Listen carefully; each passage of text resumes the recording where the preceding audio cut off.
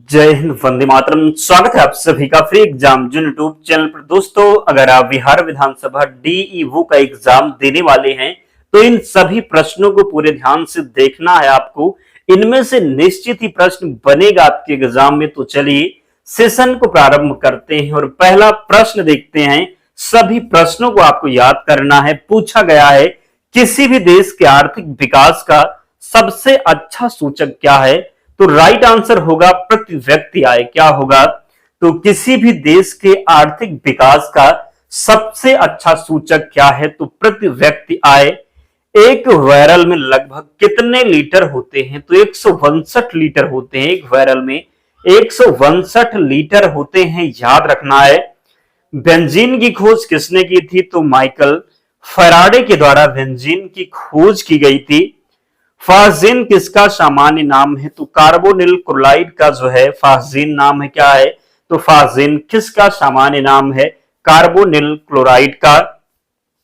भारत में शहरी क्षेत्र में प्रतिदिन प्रति व्यक्ति आवश्यक औसत कैलोरी कितनी है? तो 2100 कैलोरी। कितनी? तो 2100 कैलोरी। प्रधानमंत्री के अतिरिक्त केंद्रीय मंत्रिमंडल के अन्य मंत्रियों की नियुक्ति कौन करता है? तो राष्ट्रपति। कौन भारत के उपराष्ट्रपति को पद और गोपनीयता की शपथ दिलाता है? कौन भारत के उपराष्ट्रपति को पद और गोपनीयता की शपथ दिलाता है? तो राष्ट्रपति। कौन? तो राष्ट्रपति।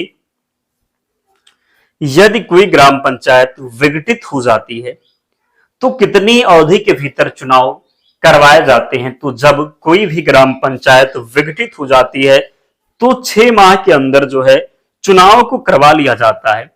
और एक बात, अगर आप ऐसे ही प्रश्नों को चाहते हैं तो कमेंट करके बताना है। बहुत कम समय में हम आपको उन प्रश्नों को करवा देंगे जो हूबहू एग्जाम में मिलेंगे। तो कमेंट जरूर करना है और वीडियो को लाइक करना है। अगला है, शिक्षा को किस संविधान संशोधन के द्वारा राज्य सूची से समवर्ती सूची में लाया गया? तो 42वां संविधान संशोधन 1976 में हुआ था। कब? तो 1976 में। अगला है, बाल गंगाधर तिलक द्वारा कौन सा अखबार शुरू किया गया? तो केसरी। ध्रुव तारा कौन सी दिशा को दर्शाता है? उत्तर की दिशा को दर्शाता है ध्रुव तारा। किस सुल्तान ने अपनी राजधानी को दिल्ली से दौलताबाद में बदला था? तो मोहम्मद बिन तुगलक ने। स्वदेशी आंदोलन को आंध्र के डेल्टा इलाकों में किस नाम से जाना जाता है? तो वंदे मातरम के नाम से। किस नाम से? तो वंदे मातरम के नाम से। किस नाम से? तो वंदे मातरम के नाम से। किस देश के पास अपना प्रलेखित संविधान नहीं है? तो ब्रिटेन। धातु के तार में बिजली का प्रवाह किससे बना है? तो इलेक्ट्रॉन से बना है। किससे? तो इलेक्ट्रॉन से। पौधे का कौन सा भाग भोजन संश्लेषित करता है? तो पत्तियां। क्या हो जाएगा? तो पौधे का कौन सा भाग जो है भोजन संश्लेषित करता है? तो पत्तियां राइट आंसर होगा। पृथ्वी के सबसे निकट कौन सा तारा है? तो सूर्य है। नमक सत्याग्रह कहां पर समाप्त हुआ था? दांडी में। कहां पर? तो नमक सत्याग्रह समाप्त हुआ था दांडी में। अशोक किसका पुत्र था? तो अशोक जो था यह बिंदुसार का पुत्र था। पंचायती राज व्यवस्था शासन कितने स्तरों में विभाजित है? तो 3 स्तरों में विभाजित है।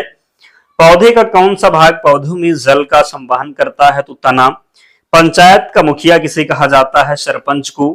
प्रारूप समिति के अध्यक्ष कौन थे? डॉक्टर भीमराव अंबेडकर की बात करेंगे, ये प्रारूप समिति के अध्यक्ष थे। महान स्नानागार कहां स्थित है? मोहनजोदड़ो में। कितने प्रतिनिधियों के द्वारा भारतीय राष्ट्रीय कांग्रेस की स्थापना की गई? तो भारतीय राष्ट्रीय कांग्रेस की स्थापना 72 प्रतिनिधियों के द्वारा की गई। लोथल नगर किस नदी की उपनदी के पर बसा है? तो लोथल जो बसा है साबरमती नदी। क्या हो जाएगा? तो लोथल नगर किस नदी की उपनदी के किनारे बसा है? तो किस नदी की उपनदी पूछा गया, याद रखना है। तो किस नदी के उपनदी के किनारे बसा है? तो साबरमती। अगर केवल लोथल पूछ लेता तो याद रखना है भोगवा नदी के किनारे। किस वायसराय ने बंगाल का विभाजन किया था? किस वायसराय ने बंगाल का विभाजन किया था? कर्जन के द्वारा। कब अगर पूछा जाए तो 1905 में। कब? तो 1905 में। पृथ्वी पर ऋतुओं का परिवर्तन किस कारण होता है? परिक्रमण के कारण। किसके कारण? तो परिक्रमण के कारण। बर्फ पर चलना कठिन क्यों होता है? तो इसमें घर्षण का अभाव होता है। कुषाण का सबसे प्रसिद्ध राजा कौन था? तो कनिष्क था। कुचिपुड़ी किस राज्य का एक नृत्य कला है? तो ये आंध्र प्रदेश का है।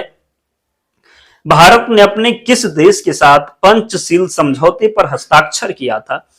तो चीन। क्या हो जाएगा? तो चीन। सिंधु जल संधि 1960 समझौता किन देशों के साथ हुआ? तो पाकिस्तान के साथ हुआ था। कब? तो पाकिस्तान पहलगाम अटैक के बाद में जो है, जो पहलगाम में घटना हुई थी उसके बाद में आपको पता है कि सिंधु जल समझौता जो था इसको रद्द कर दिया गया है। तो इससे प्रश्न आपके एग्जाम में पूछा जा सकता है, इसलिए याद रखिएगा, भूलना बिल्कुल नहीं है। क्या याद रखना है? तो सिंधु जल संधि कब हुई थी पूछा जा सकता है, तो 1960 में। कब? तो 1960 में। ये भी पूछ लेगा कि किसके साथ हुई है, तो 1960 में पाकिस्तान के साथ, याद रखना है। जीडीपी का विस्तारित रूप क्या है? तो सकल घरेलू उत्पाद। गौतम बुद्ध ने कौन सी भाषा में शिक्षा दी थी प्राकृत में? नवंबर 1862 ईस्वी में बहादुर शाह जफर की मृत्यु रंगून में। कौन से जानवर में एक खुली परिसंचरण प्रणाली होती है? तिलचट्टा में। भारतीय संविधान में मौलिक अधिकार किस देश के संविधान से लिए गए हैं? तो मौलिक अधिकार जो लिए गए हैं किससे? तो अमेरिका से। किससे? तो मौलिक अधिकार अमेरिका से। किस प्रकार याद रखेंगे? तो मौलिक अधिकार में क्या आता है?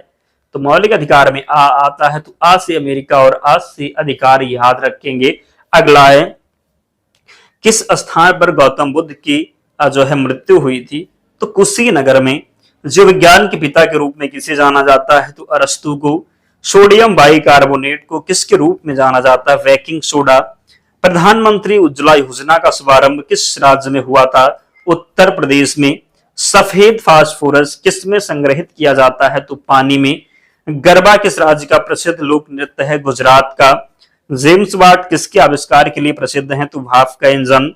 शाकाहारियों को और क्या कहा जाता है? तो प्राथमिक उपभोक्ता कहा जाता है। शाकाहारियों को और क्या कहा जाता है? तो प्राथमिक उपभोक्ता। किस अनुच्छेद के तहत भारत के सर्वोच्च न्यायालय आदेश जारी करते हैं? तो अनुच्छेद 32 के तहत। किसके तहत? तो अनुच्छेद 32 के तहत। सम्राट बनने के समय अकबर की आयु 13 वर्ष थी। कितनी? तो सम्राट जब जो है अकबर बना था तब इसकी आयु थी कितनी? तो 13 वर्ष।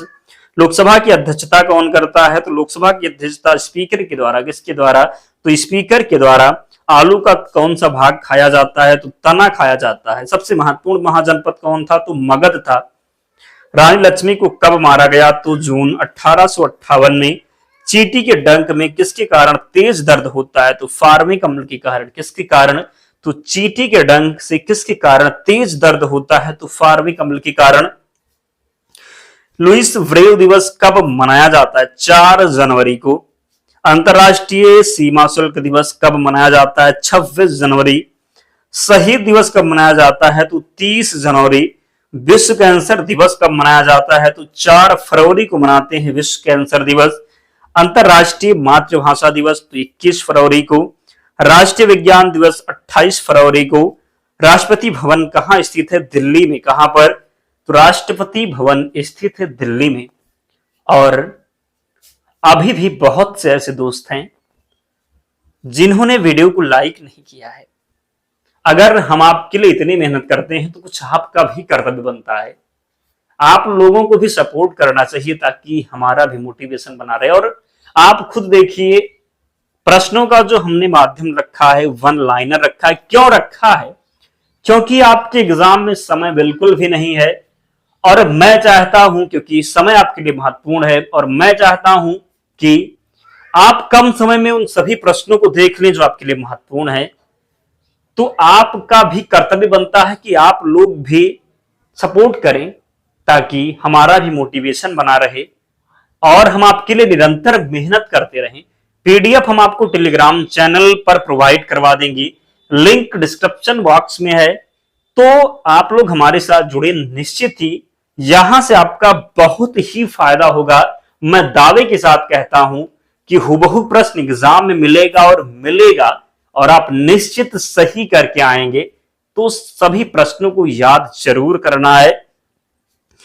अगला प्रश्न है, इंडिया गेट कहां स्थित है? तो इंडिया गेट जो है नई दिल्ली में स्थित है। जिम कॉर्बेट नेशनल पार्क कहां स्थित है? तो उत्तराखंड में। सिरसा का मकबरा कहां स्थित है? सासाराम में। शिक्षक दिवस कब मनाया जाता है? 5 सितंबर को। शिक्षक दिवस किसके जन्म दिवस पर मनाया जाता है? तो राधा कृष्णन के जन्मदिन पर। विश्व पर्यावरण संरक्षण दिवस कब मनाते हैं? तो 26 नवंबर को विश्व पर्यावरण संरक्षण दिवस मनाते हैं। जामा मस्जिद कहाँ स्थित है? तो आगरा में। भारतीय पेट्रोलियम संस्थान कहाँ स्थित है? देहरादून में। अखिल भारतीय आयुर्विज्ञान संस्थान कहाँ स्थित है? नई दिल्ली में। भारतीय कृषि अनुसंधान संस्थान कहाँ स्थित है? नई दिल्ली में। केंद्रीय गन्ना अनुसंधान संस्थान कहाँ स्थित है? कोयम्बटूर। एक वयस्क मानव शरीर में कितनी हड्डियां होती हैं? तो एक वयस्क मानव शरीर में 206 हड्डियां होती हैं। नवजात शिशुओं में हड्डियों की संख्या पूछी जाए तो 300। मनुष्य की खोपड़ी में कितनी अस्थियां होती हैं? तो मनुष्य की खोपड़ी में 8 अस्थियां होती हैं। मानव के शरीर में पसलियों के कितने जोड़े होते हैं? तो मानव के शरीर में पसलियों के 12 जोड़े होते हैं। शरीर की सर्वाधिक प्रबल अस्थि कौन सी है? जबड़ा है। मानव शरीर के किस अंग की हड्डी सबसे लंबी है? तो जांघ की। किसकी? तो जांघ की।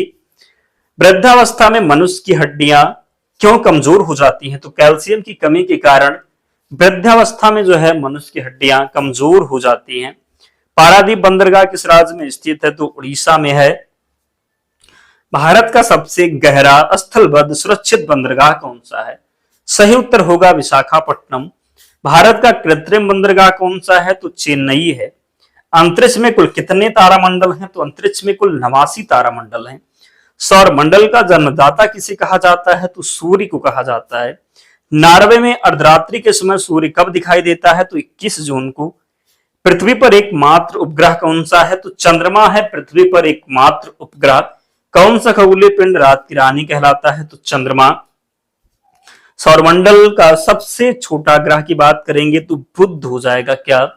तो सौरमंडल का सबसे छोटा ग्रह कौन सा है? तो बुध। सौरमंडल का वाहितम ग्रह कौन सा है? नेपच्यून हो जाएगा। आकाश का सबसे चमकदार तारा सीरियस है। क्या है? तो सौरमंडल का सबसे कम घनत्व वाला ग्रह तो शनि है। सौरमंडल का सबसे कम घनत्व वाला जो ग्रह है ये शनि हो जाएगा। सौरमंडल का दूसरा सबसे बड़ा ग्रह शनि है। शनि ग्रह का सबसे बड़ा उपग्रह टाइटन है। क्या? तो शनि ग्रह का सबसे बड़ा उपग्रह की बात करेंगे तो ये टाइटन हो जाएगा। भारतीय संविधान के किस भाग में पंचायती राज से संबंधित प्रावधान है? तो ये भाग 9 में है। किसमें? तो भारतीय संविधान के किस भाग में पंचायती राज से संबंधित प्रावधान है? तो भाग 9 में। भारतीय संविधान के किस भाग में नगर पालिकाओं से संबंधित प्रावधान है? भाग 9 में नगर पालिकाओं से संबंधित प्रावधान है। संविधान के किस भाग में ग्राम पंचायत की स्थापना की बात कही गई है? तो भाग 4 में। किसमें? तो भाग 4 में। 73वां संवैधानिक संशोधन का संबंध किससे है? पंचायती राज से। प्राचीनतम राजवंश कौन सा है? मौर्य हो जाएगा। महावीर का प्रथम शिष्य कौन था? जमाली था महावीर का प्रथम शिष्य। मौर्य साम्राज्य की स्थापना किसने की? तो चंद्रगुप्त मौर्य के द्वारा मौर्य साम्राज्य की स्थापना की गई थी। अगला प्रश्न है और आज का अंतिम प्रश्न है, किस मौर्य राजा ने दक्कन की विजय प्राप्त की थी? चंद्रगुप्त मौर्य ने। किस मुगल राजा ने? बात करेंगे किस मौर्य राजा ने दक्कन की विजय प्राप्त की थी? तो चंद्रगुप्त मौर्य ने। किसने? तो चंद्रगुप्त मौर्य ने। तो ये 100 प्रश्न थे। कितने थे? तो 100 प्रश्न थे। इनको बार बार रिवीजन करना है। क्या करना है? तो इनका जो है बार बार रिवीजन करना है। इनमें से प्रश्न बाहर नहीं जाएगा और आपके एग्जाम से पहले 2 वीडियो में और लेकर के आऊंगा, उनको भी देखना है। इन 3 वीडियो से बाहर प्रश्न आपके एग्जाम में नहीं होगा। क्या होगा? तो नहीं होगा, मैं कह रहा हूं। तो इनको याद जरूर करना है और पीडीएफ के लिए टेलीग्राम चैनल से जुड़ जाना, लिंक डिस्क्रिप्शन बॉक्स में है, या फिर आप टेलीग्राम पर जाएंगे, सर्च करेंगे फ्री एग्जाम जोन, आपको चैनल मिल जाएगा, ज्वाइन हो जाना, वहां पर आपको सारी पीडीएफ मिल जाएगी। तो मिलते हैं नेक्स्ट वीडियो में, तब तक पढ़ते रहिए, ध्यान रखिए अपना, स्वस्थ और सुरक्षित रहिए। जय हिंद।